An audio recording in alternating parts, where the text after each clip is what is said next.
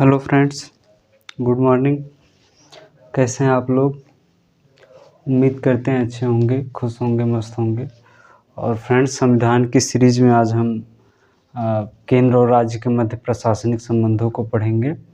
और last lecture में हमने विधायी संबंधों को पढ़ा है। विधायी संबंध में किस प्रकार कानूनी प्रक्रिया तय की जाती है केंद्र और राज्यों के बीच में, ताकि विवाद की स्थिति न्यूनतम रहे। और संविधान में इस चीज़ का पूरा ध्यान रखा गया है कि आने वाले समय में 28 राज्य हैं, ठीक है। हालांकि जब संविधान का निर्माण हुआ था उस समय कम राज्य थे, लेकिन फिर भी इस बात की पूरी संविधान निर्माताओं को भरोसा था कि आने वाले समय में राज्यों की संख्या निश्चित रूप से बढ़ेगी। कुछ भाषा के आधार पर हो सकते हैं, कुछ धार्मिक के आधार पे, कुछ भौगोलिक के आधार पे। और इसलिए इस बात का पूरा संविधान निर्माताओं ने ध्यान रखा है कि विवाद की स्थिति न्यूनतम रहे, ज़्यादा से कम रहे। ऐसी स्थिति में विधायी से संबंधित कानूनों को, प्रशासनिक से संबंधित कानूनों को और वित्त से संबंधित, फाइनेंस से संबंधित चीज़ों को लिखित रूप में प्रस्तावित किया गया था, जो कि आज हमारे संविधान में है। आर्टिकल 245 से 255 में हमने भाग 11 के संदर्भ में वित्तीय संबंधों को देखा था। आज हम प्रशासनिक संबंधों को प्रशासनिक संबंधों को पढ़ेंगे। इसके बाद हमारा वित्तीय संबंध से संबंधित बातें रहेगी। और वित्तीय संबंध के बाद हमने कुछ आयोग के बारे में हम पढ़ेंगे, जैसे कि जो केंद्र और राज्यों के जो बीच संबंध है, जो विवाद की स्थिति है वो न्यूनतम रहे, या केंद्र और राज्यों के बीच की जो संबंध है उसको कैसे सुदृढ़ किया जा सकता है, कैसे मजबूत किया जा सकता है। तो इस संबंध में बहुत कुछ आयोग भी बनाए गए थे, जिनकी सिफारिशों को हम पढ़ेंगे। और पुंछी आयोग है, सरकारी आयोग है, जो कि कुछ माने भी गए हैं, कुछ नहीं भी माने गए हैं। और मेंस में भी आप आंसर राइटिंग करते वक्त इन सब चीज़ों का उल्लेख निश्चित रूप करेंगे। और ठीक है फ्रेंड्स, तो आगे बढ़ते हैं। पहली चीज़ है प्रशासनिक संबंध का उल्लेख कहाँ है। प्रशासनिक संबंध का उल्लेख भाग 11 में है, ठीक। भाग 11 में आर्टिकल 255 से 263 में है, ठीक। 256 से 263 में प्रशासनिक संबंधों को कैसे केंद्र और राज्य अपने प्रशासनिक संबंधों को नियंत्रण करेंगे, इस बारे में प्रावधान किया गया है। और फ्रेंड्स, जैसे कि आप देखते होंगे कि जब केंद्र और राज्य में अलग अलग पार्टी की सरकारें होती हैं, तो ऐसी स्थिति में विवाद की स्थिति बनी रहती है। और उस विवाद को कैसे हल किया जाए, इसमें बड़ा टॉपिक बनता है। क्योंकि वर्तमान समय में जहाँ पे विपरीत पार्टियां होती हैं, जहाँ पे अपोजिट पार्टी की गवर्नमेंट होती है केंद्र और राज्यों के बीच, तो ऐसी स्थिति में विवाद बना रहता है। और वर्तमान परिवेश में देखें तो बहुत सारे क्षेत्रीय पार्टियों का भी उद्गम हो रहा है, या बहुत सारी क्षेत्रीय पार्टियां भी अस्तित्व में हैं, जैसे कि समाजवादी पार्टी है, बहुजन समाजवादी पार्टी, आम आदमी पार्टी, तृणमूल कांग्रेस, ठीक है। तो संघीय पार्टियों से ज़्यादा, केंद्र स्तर पर से पार्टियों से ज़्यादा क्षेत्रीय पार्टियां बहुत सारी हैं, ठीक है। असम से लेकर तृणमूल कांग्रेस, AIMDMK से लेकर बहुत सारी पार्टियां हैं, और जिनमें उनकी सरकारें भी हैं उनके राज्य में। तो ऐसी स्थिति में विवाद बना रहता है। उस विवाद को कैसे हम हल करेंगे, कैसे समझेंगे, हम उस चीज़ को हम यहाँ पे पढ़ेंगे, ठीक। आज हम यहाँ पे पढ़ेंगे प्रशासनिक संबंधों को। प्रशासनिक संबंध इतना ही हम जानेंगे, हमारे संविधान में क्या प्रावधान है, ठीक। और इसके बाद वित्तीय संबंधों को पढ़ने के बाद फिर हम आयोग की सिफारिशों को पढ़ेंगे कि केंद्र और राज्य के संबंधों के बीच कैसे सुदृढ़ किया जा सकता है, ताकि विवाद न्यूनतम रहे। विवाद न्यूनतम रहने की स्थिति में विकास की संभावना प्रबल रहती है। और यदि केंद्र और राज्य के बीच ज़्यादातर विवाद ही बना रहेगा तो निश्चित रूप से विकास की संभावना न्यूनतम हो जाती है। और ठीक, तो प्रशासनिक संबंध को एडमिनिस्ट्रेटिव रिलेशन भाग 11 आर्टिकल 255 से 263 के बीच में करते हैं, ठीक है। तो इसमें पहले हम पढ़ लेते हैं जो केंद्र की कार्यपालक शक्तियों का विस्तार कहाँ तक है। केंद्र की कार्यपालक शक्तियों का विस्तार, देखिए 3 चीज़ें होती हैं, ठीक है। हालांकि स्टार्टिंग के लेक्चरों में इस टॉपिक पे बात किया गया है, आप उसको ज़रूर देखें और शुरू से देखते हुए आएंगे आप, तो निश्चित रूप से बहुत फ़ायदा होगा। अब जैसे कि एक होता है विधायिका, विधायी संबंध से संबंधित है, या विधायिका, कार्यपालिका, न्यायपालिका, 3 चीज़ें होती हैं। विधायिका में हो गया कि कानून को लागू करना, ठीक, कानून बनाना किसका काम है? राज्य विधानमंडल का। विधानमंडल में राज्यपाल और विधानसभा और विधान परिषद आते हैं। जबकि केंद्र के अगर हम संसद की बात कर लें तो राष्ट्रपति, लोकसभा, राज्यसभा, 3 चीज़ों से मिलकर संसद बनता है। संसद के 3 अंग हैं, ठीक है। और कार्यपालिका में क्या हो जाता है? एग्जीक्यूटिव पावर, या ठीक है एडमिनिस्ट्रेटिव पावर। उस स्थिति में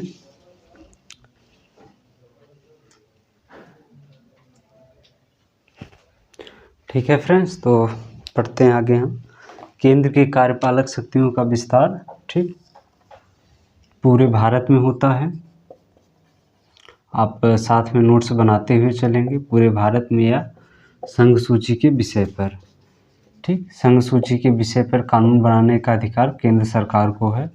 और ठीक, जैसे कार्यपालिका हो गया, तो कार्यपालिका में जैसे कानून तो बन गया, ठीक है। मान लीजिए कानून है अस्पृश्यता निवारण एक्ट, ठीक है, अनटचेबिलिटी एक्ट, छुआछूत से संबंधित प्रावधानों को लेके बनाया गया महत्वपूर्ण एक्ट है। तो इस स्थिति में क्या होगा कि उसका अनुपालन कैसे होगा, उसको आदेशित कैसे करेगा, तो ये भी दायित्व केंद्र राज्य सरकार का है कि कानून का लागू होना कंपलसरी है, अनिवार्य है, कानून लागू होना चाहिए, ठीक है फ्रेंड्स, पूरे भारत में या राज्य संघ सूची के विषय पर। जबकि राज्य की कार्यपालक शक्तियों का विस्तार,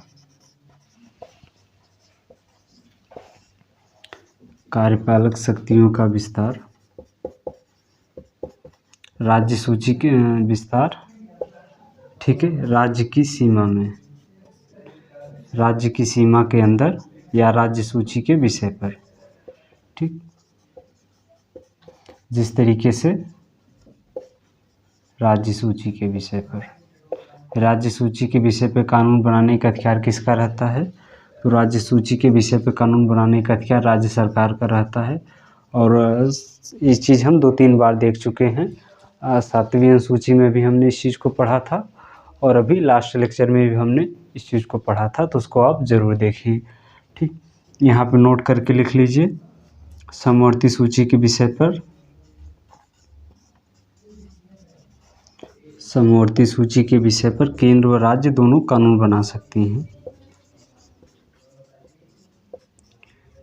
केंद्र व राज्य दोनों कानून बनाते हैं।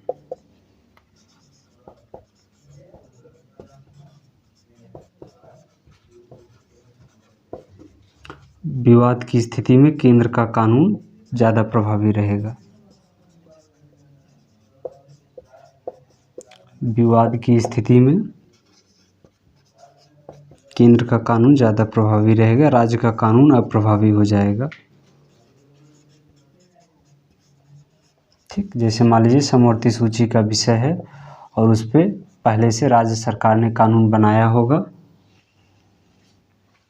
ठीक। राज्य सरकार ने कानून बनाया है और उस पर केंद्र सरकार भी कानून बना दे, तो राज्य सरकार का कानून अप्रभावी हो जाता है और केंद्र सरकार का कानून प्रभावी रहता है। मतलब केंद्र सरकार का ही कानून लागू रहेगा, ठीक फ्रेंड्स। इसको आप नोट करते हुए चलिए। और अब हम देखते हैं जैसे कि केंद्र का राज्यों को निर्देश क्या है। यहाँ पे हेडिंग डाल लीजिए, केंद्र का राज्यों को निर्देश,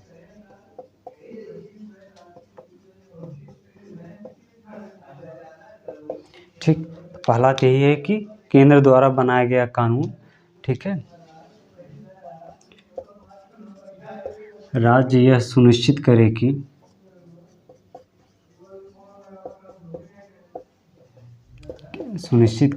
केंद्र द्वारा बनाया गया विधान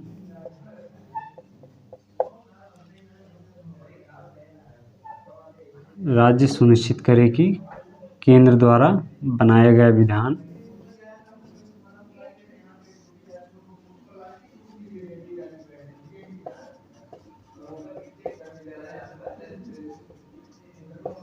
प्रभावी तरीके से लागू करे।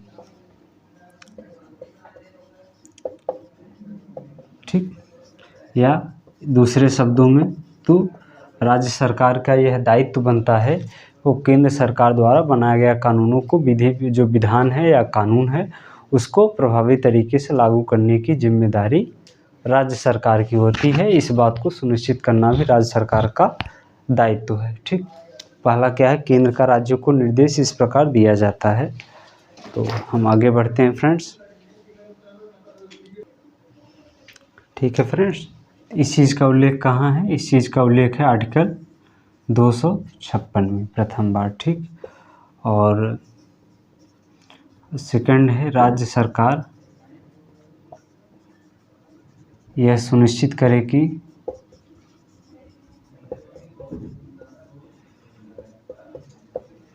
राज्य में, ठीक है, कि राज्य कोई ऐसा कार्य ना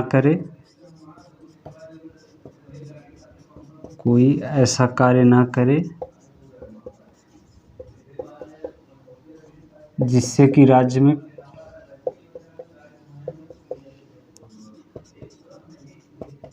केंद्र की कार्यपालक शक्तियां बाधित हो।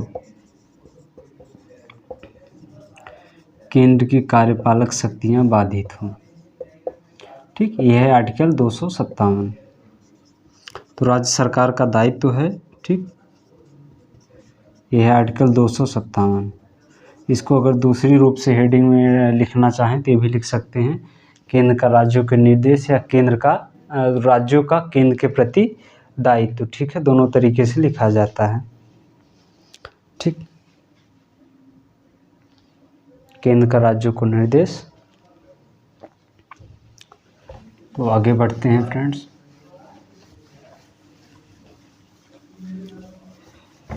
नेक्स्ट हेडिंग डाल लीजिए, राज्यों का दायित्व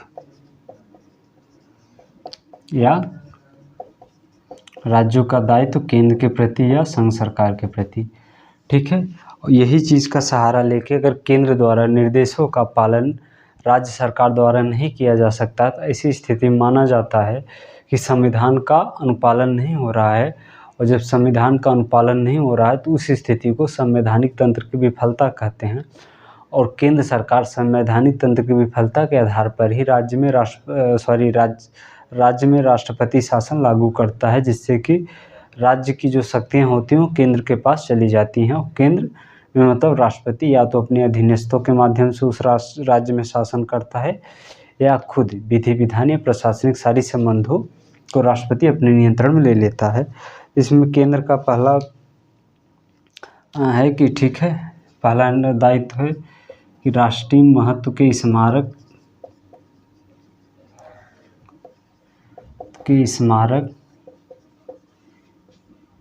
की रक्षा एवं संचार के साधनों को सुदृढ़ करना एवं संचार के साधन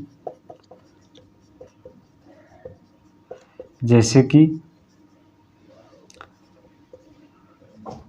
करना या रखना, जैसे कि डाक है, रेलवे है, जो खंभा वगैरह लगे होते हैं, ठीक है, जिससे कि कम्युनिकेशन होता है, तो उसकी रख रखाव की जिम्मेदारी किसकी होती है? ठीक है, वो केंद्र राज्य सरकार की होती है, भले वो केंद्र सरकार के अंतर्गत आता हो। ठीक है। और सेकंड आ जाता है रेलवे की संपत्ति की सुरक्षा करना। ठीक। हालांकि रेलवे संघ सूची का विषय है और रेलवे पे कानून केंद्र सरकार बनाती है, लेकिन केंद्र सरकार कानून बनाती है तो उसकी जिम्मेदारी राज्य सरकार को दी जाती है कि रेलवे की संपत्ति की सुरक्षा राज्य सरकार की दायित्व होती है। और रेलवे पुलिस पे भी कानून कौन सा बनाता है? राज्य सरकार बनाता है। जबकि रेलवे से संबंधित अन्य विषय पे कानून बनाने का अधिकार केंद्र सरकार का होता है, लेकिन रेलवे पुलिस से संबंधित कानून कौन बनाता है?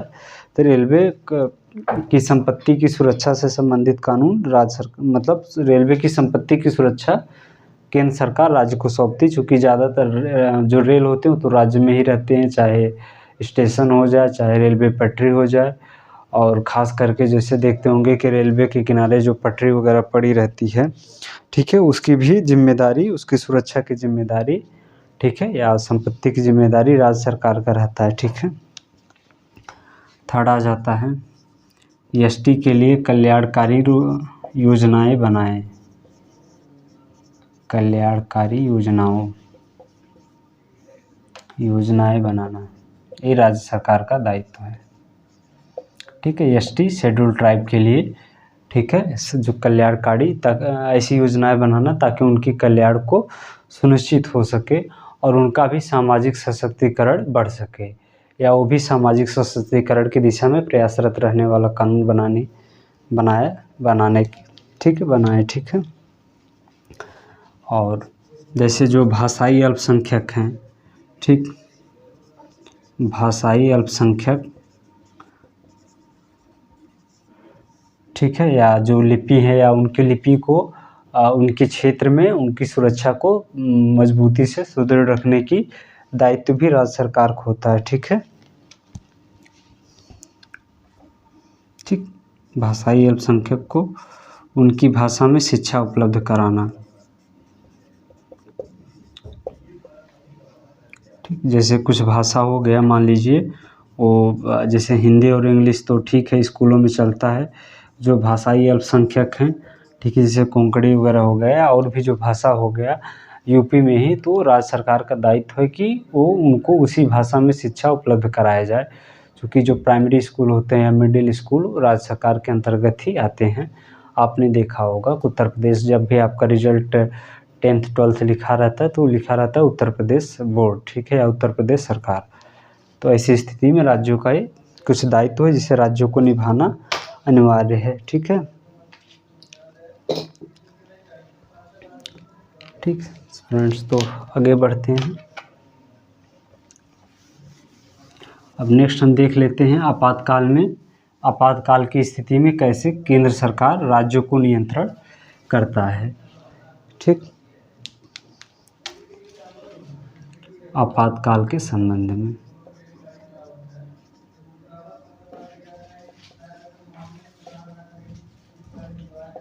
ठीक, आपातकाल के संबंध में ड्यूरिंग इमरजेंसी, इसमें 3 कंडीशन होती है। पहला आर्टिकल 352, सेकंड आर्टिकल 356 और थर्ड है आर्टिकल 360। ठीक फ्रेंड्स, तो पहला है कि यदि आर्टिकल 352 के तहत आपातकाल लागू है,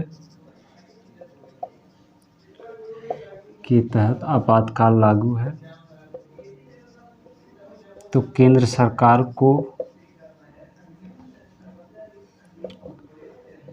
सरकार को यह अधिकार प्राप्त हो जाता है, केंद्र सरकार को यह अधिकार प्राप्त हो जाता है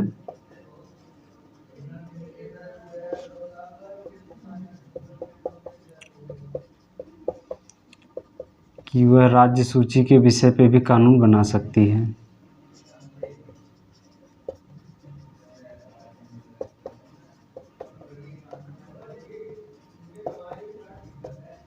कानून बना सकती है।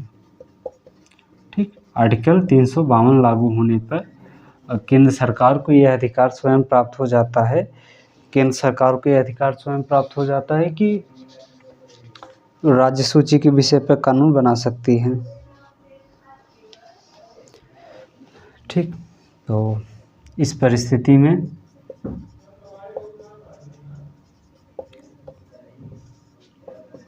राज्य पूर्णतया केंद्र के नियंत्रण में आ जाता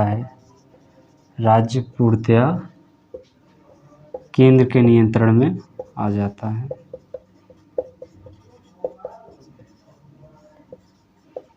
ठीक है फ्रेंड्स। सेकंड है, यदि आर्टिकल 356 के तहत राष्ट्रपति शासन लागू है,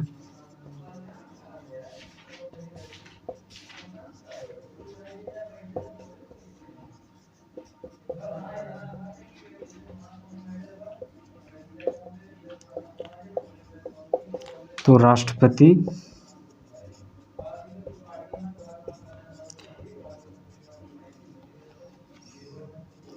राष्ट्रपति को यह अधिकार मिल जाता है कि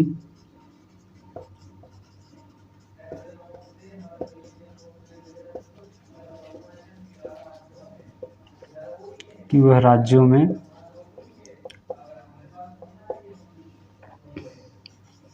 राज्यों के विधायी व प्रशासनिक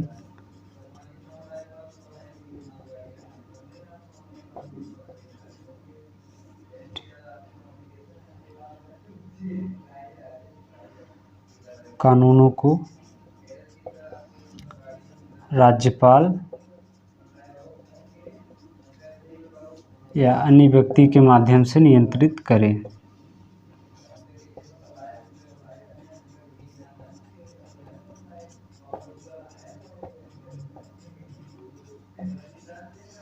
हाँ, यहाँ पे एक चीज़ और लिख लीजिए, आ जाता है परंतु राज्य की सरकारें निलंबित नहीं होती।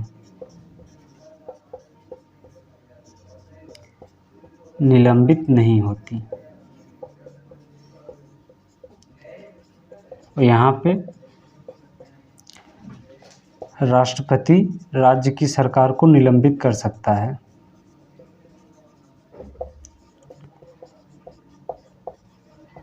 राष्ट्रपति राज्य की सरकार को निलंबित कर सकता है।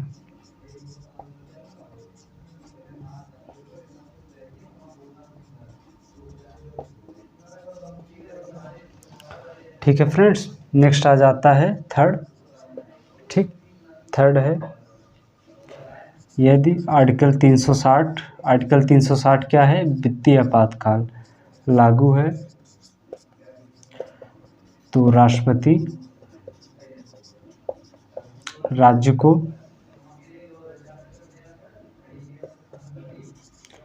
वित्तीय संपत्ति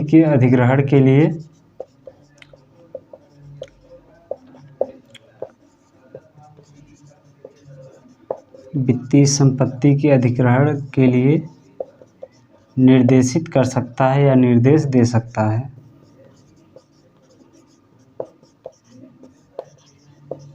यही सब चीज़ें हैं फ्रेंड्स जो भारत को एक मजबूत संघ की ओर इशारा करती है। और उसका सबसे बड़ा प्रभाव ये है कि जैसे कि आप लोग पढ़े हैं या आगे पढ़ेंगे भी कि जो 300 से अधिक रियासतें थी और 300 से अधिक रियासतों का एकीकरण करने में सबसे बड़ा योगदान सरदार वल्लभ भाई पटेल को जाता है। ठीक है, और सरदार वल्लभ भाई पटेल ने किन किन परिस्थितियों में किया था और इस चीज़ से हम भली भांति परिचित थे। हमारे यहाँ विविधता बहुत ज़्यादा है और विविधता बहुत ज़्यादा है, तो ऐसी स्थिति में एक मजबूत केंद्र का होना बहुत ज़रूरी है, अदरवाइज दिक्कत हो जाता है। ताकि देश रहना चाहिए, बाकी चीज़ें अपने अनुसार ताकि नियंत्रित हो सके। ठीक है फ्रेंड्स, तो आगे बढ़ते हैं।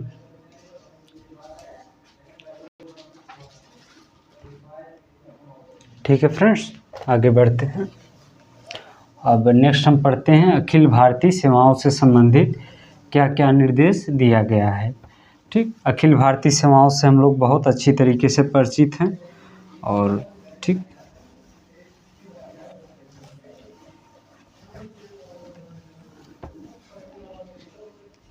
एक सेकंड। ठीक है, आगे पढ़ते हैं। अखिल भारतीय सेवाएं। अखिल भारतीय सेवाओं से तात्पर्य है कि ऐसी सेवाएं जो केंद्र और राज्य दोनों के लिए उपलब्ध होती हैं। ठीक, हालांकि इसको आगे हम पढ़ेंगे भाग 18, ठीक है, भाग 22 में। भाग 18-22 से लेकर लास्ट में आता है सबसे यूनियन पब्लिक सर्विस कमीशन को और जॉइंट पब्लिक सर्विस कमीशन को। ठीक है, स्टेट पब्लिक सर्विस कमीशन को। ठीक, तो अखिल भारतीय सेवाओं में 3 हैं। ठीक, IAS है, IPS है और IFS है। ठीक, इसको इंडियन एडमिनिस्ट्रेटिव सर्विस बोलते हैं।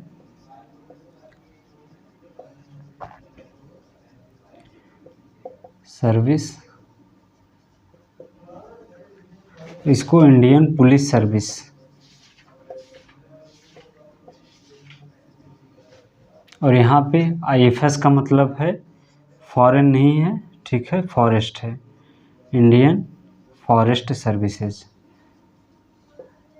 ठीक है, पहले ICS कहा जाता था। ठीक, और इसका पहले IP बोला जाता था। ठीक, और इसको 1974 में जोड़ा गया है। ठीक, तो अखिल भारतीय सेवाएं कितनी हैं? अखिल भारतीय सेवाएं 3 हैं। IAS है, IPS है और IFS है। ठीक है, और ठीक है, नहीं सॉरी, ये 1996 है, 74 में नहीं जोड़ा गया था। ठीक, और ठीक, इनकी जो नियुक्ति भर्ती होती है या नियुक्ति चाहे जो कहिए आप, ठीक है, भर्ती, प्रशिक्षण, ट्रेनिंग, ठीक है, केंद्र द्वारा, परंतु ये कार्य केंद्र और राज्य दोनों के लिए करते हैं, केंद्र व राज्य दोनों के लिए।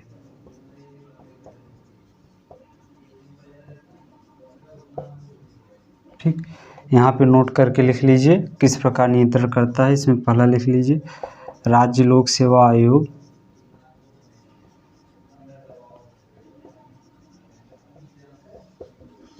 की नियुक्ति राज्यपाल द्वारा, नियुक्ति राज्यपाल करता है,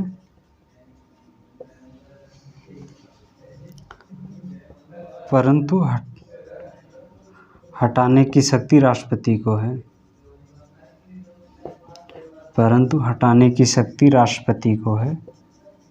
अगर इसका हम एग्जाम्पल देखें, ठीक, तो हम उत्तर प्रदेश के एग्जाम्पल से इसको समझते हैं। उत्तर प्रदेश के राज्यपाल आनंदीबेन पटेल हैं और उत्तर प्रदेश लोक सेवा आयोग के अध्यक्ष संजय श्रीनेत हैं वर्तमान में। ठीक है, अब जैसे अभी कुछ पेपर जो लीक हुआ था उसको लेके बहुत सारा मतलब इनका निश्चित रूप से एक संवैधानिक पद है, तो इनकी छवि से धूमिल जरूर हुई है। तो संजय श्रीनेत की नियुक्ति कौन किया है? आनंदीबेन पटेल ने किया है, जो कि उत्तर प्रदेश के राज्यपाल हैं। लेकिन आनंदीबेन पटेल इनको हटा नहीं सकती, इनको हटाने का अधिकार भारत की राष्ट्रपति द्रौपदी मुर्मू जी को है। ठीक, अब जैसे एक चीज़ और होता है संयुक्त लोक सेवा आयोग। ठीक, जैसे कि मान लीजिए 2 या 2 से अधिक राज्य लोक सेवा आयोग हो, 2 राज्यों का एक ही लोक सेवा आयोग हो।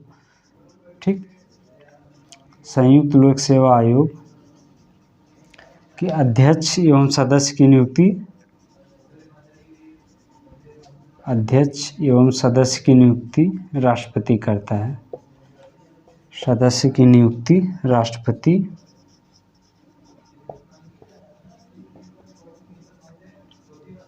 और हटाता भी है। ठीक, ऐसे लिखिएगा आप एग्जाम में, हटाने की शक्ति भी राष्ट्रपति के अंतर्गत आती है। तो राज्य लोक सेवा आयोग की नियुक्ति राज्यपाल करता है। संयुक्त लोक सेवा आयोग के अध्यक्ष एवं जैसे मान लीजिए 2 राज्यों का एक ही लोक सेवा आयोग हो और एग्जाम कराता हो। ठीक है, एग्जाम कंडक्ट कराने की जो शक्ति होती है 2 राज्यों का एक लोक सेवा आयोग हो सकता है। लेकिन यदि 2 राज्यों का एक ही लोक सेवा आयोग होगा तो उस स्थिति में, ठीक है, जो उनके अध्यक्ष एवं सदस्य की नियुक्ति राष्ट्रपति द्वारा की जाएगी और राष्ट्रपति हटाएगा भी। ठीक, थर्ड लिख लीजिएगा, राज्यों के अनुरोध पर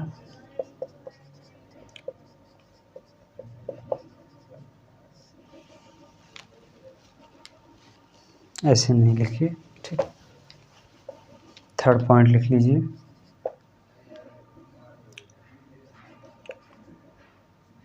यदि राज्यपाल के अनुमोदन के बाद, मतलब रिक्वेस्ट और राष्ट्रपति की स्वीकृति के बाद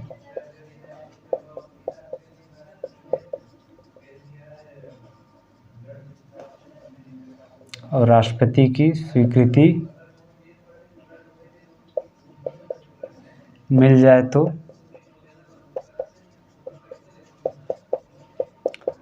यूपीएससी राज्यों के लिए भी कार्य कर सकता है।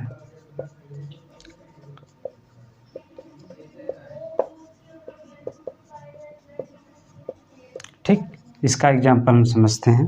उत्तर प्रदेश के राज्यपाल आनंदीबेन पटेल हैं, उत्तर प्रदेश के मुख्यमंत्री आदित्य योगीनाथ हैं। खैर इसमें मुख्यमंत्री कोई लेना देना नहीं है, और उत्तर प्रदेश भारत की राष्ट्रपति द्रौपदी मुर्मू जी हैं। ठीक है, मान लीजिए कि उत्तर प्रदेश के लोक सेवा आयोग जो है तो वर्तमान में भी एग्ज़ाम सही से कंडक्ट नहीं करा पा रहे हैं, उनका पेपर लीक हो रहा है, तो परिस्थिति तो है ही। तो ऐसी परिस्थिति में अगर चाहें कि यूपीएससी जो है वो राज्यों के एग्ज़ाम भी कंडक्ट करा सकता है। उसके लिए क्या होगा, राज्यपाल रिक्वेस्ट करेंगे, अनुमोदन राष्ट्रपति को भेजेंगे, ठीक है। अगर राष्ट्रपति ने उस पर हस्ताक्षर करके उनकी स्वीकृति मिल गई तो राष्ट्रपति संघ लोक सेवा आयोग के अध्यक्ष के पास भेज देंगे। संघ लोक सेवा आयोग राज्यों के भी एग्ज़ाम कंडक्ट करा सकता है। यही चीज़ ये कह रहा है, इसमें नोट करके। और 200 इसका आर्टिकल को विशेष नहीं पूछा जाएगा। जब भी आएगा आपसे इस तरीके से प्रश्न तो कथन कारण से संबंधित प्रश्न बना के ही पूछा जाएगा। तो आप इस जितने भी पॉइंट है पॉइंट को याद रखिएगा। पॉइंट से संबंधित आर्टिकल याद रखने की कोई ज़रूरत नहीं, जो मेन आर्टिकल है वो आपको बताया गया है, ठीक है। आर्टिकल 256 से 263 इतना है, ठीक फ्रेंड्स। तो आगे बढ़ते हैं, ठीक है फ्रेंड्स। तो इसको रिमूव करते हैं, इसके बाद आगे बढ़ते हैं। नेक्स्ट है एकीकृत न्यायपालिका, ठीक, सिंगल जुडिशरी सिस्टम। जैसे कि उत्तर प्रदेश में हाई कोर्ट कहाँ है, हाई कोर्ट इलाहाबाद में है, ठीक है। और इसका खंडपीठ कहाँ है, खंडपीठ लखनऊ में भी है, क्योंकि उत्तर प्रदेश की आबादी बड़ा है, ठीक है, सॉरी ज़्यादा है। तो ऐसे में कार्यभार को संभालने में दिक्कत ना हो, तो इस वजह से सब प्रावधान किया जाता है। एकीकृत न्यायपालिका,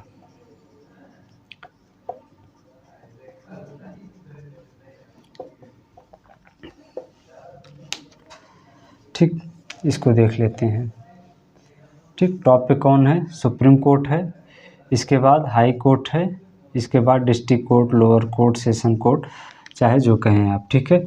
और यहाँ पे क्या है इम्पोर्टेंट कि हाई कोर्ट के जस्टिस, ठीक है, कि न्यायाधीश चाहे मुख्य हों चाहे न्यायाधीश हों, के न्यायाधीश की नियुक्ति राष्ट्रपति द्वारा होती है, लेकिन राष्ट्रपति द्वारा सीजेआई और संबंधित राज्यपाल के परामर्श पर, संबंधित राज्य के राज्यपाल के परामर्श पर, ठीक। हाई कोर्ट केंद्र राज्य में भले होता है, लेकिन हाई कोर्ट का नियंत्रण केंद्र सरकार के अंतर्गत होता है, ठीक है। तो एकीकृत न्यायपालिका का मतलब यही है, ठीक है। जबकि लोअर कोर्ट, डिस्ट्रिक्ट कोर्ट का जो होता है वो राज्य सरकार के अंतर्गत होता है। और आप हाई कोर्ट के ऊपर भी सुप्रीम कोर्ट जा सकते हैं। तो ऐसे में न्यायपालिका या न्यायिक नियंत्रण भी ज़्यादातर चीज़ें केंद्र सरकार के अंतर्गत ही है, ठीक है। अब नेक्स्ट है फ्रेंड्स, हम पढ़ लेते हैं परस्पर सहयोग किस किस मुद्दे पे है। फ्रेंड्स हम आगे बढ़ते हैं, तो यहाँ पे थोड़ा सा नोट करके लिख लीजिए। हाई कोर्ट के न्यायाधीश का हस्तांतरण, ठीक है, मतलब ट्रांसफ़र एवं पदच्युत या पद से हटाने की शक्ति राष्ट्रपति को है, शक्ति राष्ट्रपति को है, ठीक। अब नेक्स्ट है सहयोग, परस्पर सहयोग देख लेते हैं, और इसी के साथ हमारा प्रशासनिक संबंध समाप्त हो जाएगा, ठीक। और थोड़ा से है कि केंद्र राज्य को कैसे कार्य सौंप सकता है, तो 2 हेडिंग और बची है, ठीक। परस्पर सहयोग, किन किन बिंदुओं पे सहयोग होता है, ठीक है। पहला लिख लीजिए इसको, ठीक है, नदी या नदी घाटी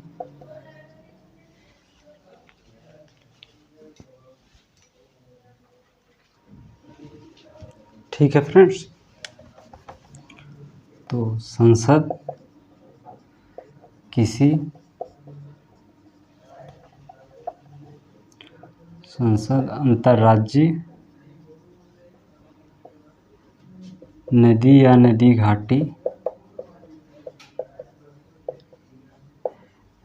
घाटी के जल के प्रयोग, वितरण,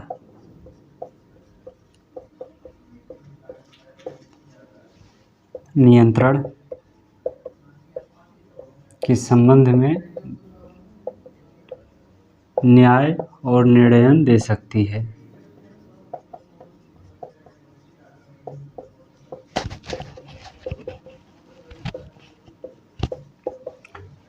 ठीक है फ्रेंड्स, जैसे मान लीजिए किन्हीं दो राज्यों के बीच जैसे कि आपने पंजाब का देखा होगा, ठीक है, मध्य प्रदेश, उत्तर प्रदेश का जो विभिन्न जल विवाद होते हैं, जो नदी के पानी के लेके प्रयोग से संबंधित विवाद हो सकता है, उसके नियंत्रण से हो सकता है या वितरण हो सकता है, किस राज्य को कितना पानी मिलेगा, किस राज्य को ज़्यादा मिलेगा, किस राज्य को कम मिलेगा। ठीक है, चूँकि मान लीजिए जहाँ से उद्गम स्थल है, किसी राज्य को कहा नहीं हमें पानी की ज़्यादा ज़रूरत है, तो इस संबंध में निर्णय केंद्र सरकार का होता है, संसद ही देती है। इस मामले पे निर्णय सुप्रीम कोर्ट भी नहीं दे सकता है, इस मामले पे निर्णय, ठीक है, संसद ही देती है। उसके प्रयोग इसमें संसद कानून बना के दे सकती है या समझौता करा सकती है, लेकिन अंततः निर्णय किसका होता है, वो केंद्र सरकार का ही होता है।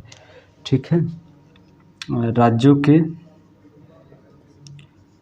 महत्वपूर्ण विषयों, ठीक है, राज्यों के महत्वपूर्ण विषय या तो, ठीक है, महत्वपूर्ण ऐसे नहीं, राज्यों के सामूहिक महत्व के विषयों पर, सामूहिक महत्व के विषयों के विषय पर या विषयों पर, चाहे जैसे लिखिए, विषयों पर संसद, ठीक, राज्यों के सामूहिक महत्व के विषयों पर, ठीक है, संसद अंतर्राज्यीय परिषद का गठन कर सकती है।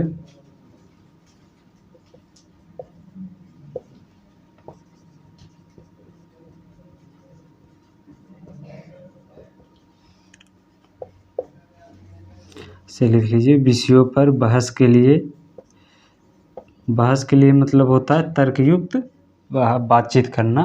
अंतर्राज्यीय परिषद का गठन कर सकती है और अंतर्राज्यीय परिषद का गठन किया भी गया है। ठीक है, और थर्ड है अंतर्राज्यीय व्यापार के संबंध में निर्णय केंद्र सरकार का ही होता है। अंतर्राज्यीय व्यापार, ठीक, ये परस्पर सहयोग के पॉइंट हैं। तो आपको प्रशासनिक वित्तीय संबंध इतना हो गया, प्रशासनिक विधायी हो गया, वित्तीय हो गया, तो इतने में से आपको एक जगह से अगर एक दो पॉइंट भी उठाएंगे तो लिखने के लिए पर्याप्त कारण मिल जाता है। ठीक है, ठीक, और इसके बाद सार्वजनिक कानून अभिलेख को मान्यता देना भी केंद्र सरकार कर सकती है। अभिलेख को मान्यता देना,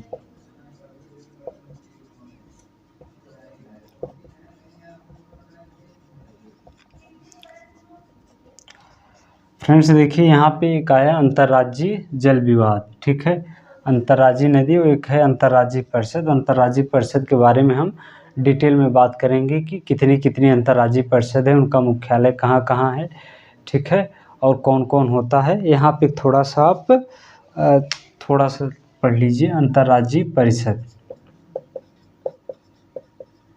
ठीक, अंतर्राज्यीय परिषद, ठीक, इसका गठन 1990 में किया गया, आर्टिकल 200, ठीक है,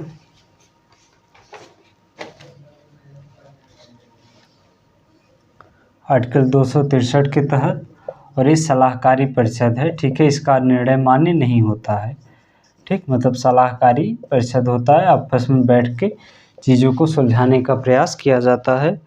और सलाहकारी परिषद होने का मतलब होता है इसका निर्णय बाध्यकारी नहीं रहेगा। ठीक है, इसका निर्णय बाध्य नहीं रहेगा कि नहीं, करना ही करना है।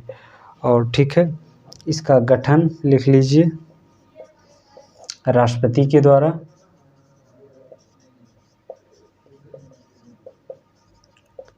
ठीक है। अध्यक्ष कौन रहेगा, तो अध्यक्ष इसके होते हैं पदेन प्रधानमंत्री। वर्तमान में जैसे नरेंद्र मोदी हैं तो नरेंद्र मोदी अंतर्राज्यीय परिषद के अध्यक्ष हैं। सदस्य कौन होते हैं,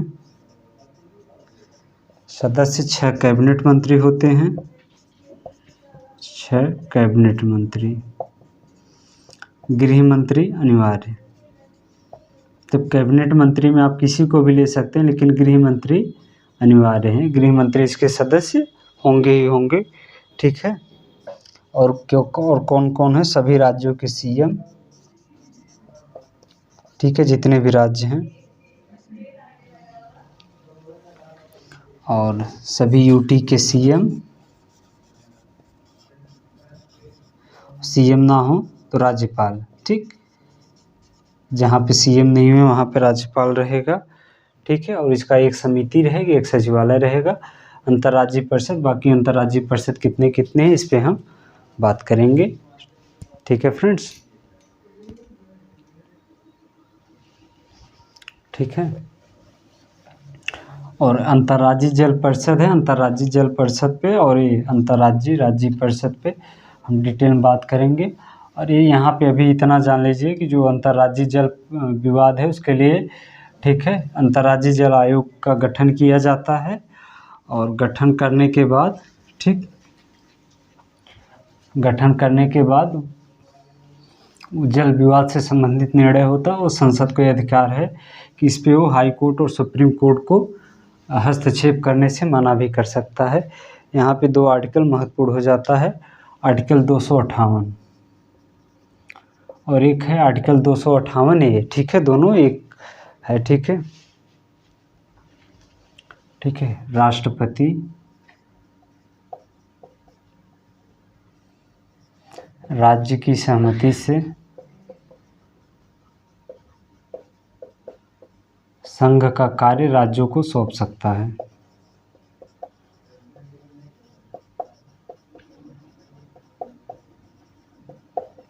ठीक है। अधिकार राष्ट्रपति के अंतर्गत रहेगा। राष्ट्रपति के अंतर्गत मतलब सिंपल से समझिए कि जो कैबिनेट मंत्री के रहेगा, ठीक है। चूँकि राष्ट्रपति मंत्रिपरिषद या की सलाह मानने के लिए बाध्य होता है, तो ऐसे में राष्ट्रपति का कोई, जैसे जितना हम संविधान पढ़ते हैं, राष्ट्रपति राष्ट्रपति राष्ट्रपति सब कुछ कार्य, तो इसके पीछे एक छुपा है कि राष्ट्रपति जो भी करे वो अपनी मर्जी से नहीं करेगा, हाँ, लेकिन करेगा वही, लेकिन उसको जो कहा जाएगा उसी अनुसार करेगा,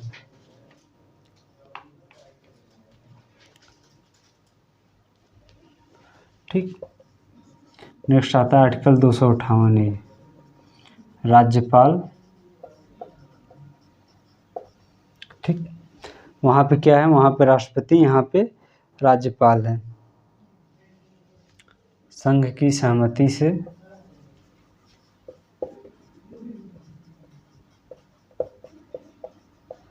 संघ का कार्य राज्य को सौंप सकता है,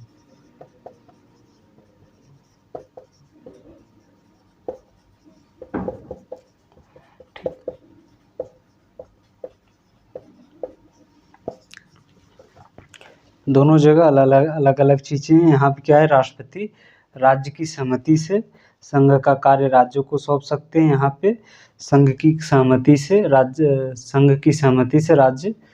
संघ का कार्य राज्यों को सौंप सकता है, ठीक। और यहाँ पे एक चीज़ और है, नोट करके लिख लीजिए। संसद बिना राज्य की सहमति से भी संसद विधि बनाकर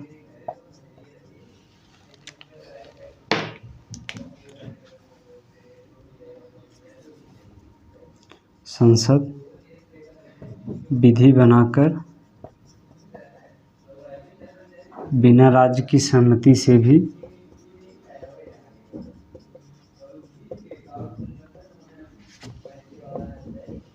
संघ का कार्य राज्यों को सौंप सकता है,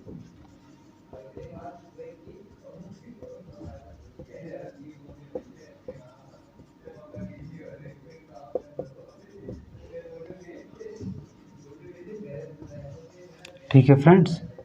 इसी के साथ हमारा प्रशासनिक संबंध समाप्त हो जाता है। अब नेक्स्ट हमारा वित्तीय संबंध रहेगा। और उम्मीद करते हैं फ्रेंड्स क्लासेस आपको अच्छी लगी होगी। प्रशासनिक संबंध में हमने जितना हो सका है उतना पूरा का पूरा कंटेंट देने का प्रयास किया है, और उम्मीद है कि इससे बाहर प्रश्न बनने की संभावना है ही नहीं। इतना पॉइंट आप याद रखिए, चाहे कथन कारक से बने चाहे मेंस में, इससे बाहर प्रश्न नहीं बनेगा। तो फ्रेंड्स क्लास को लाइक करिए, शेयर करिए ज़्यादा से ज़्यादा। ठीक है, मिलते हैं नेक्स्ट क्लास में। नेक्स्ट क्लास हमारा रहेगा केंद्र और राज्य के मध्य वित्तीय संबंध को लेकर। ठीक है फ्रेंड्स।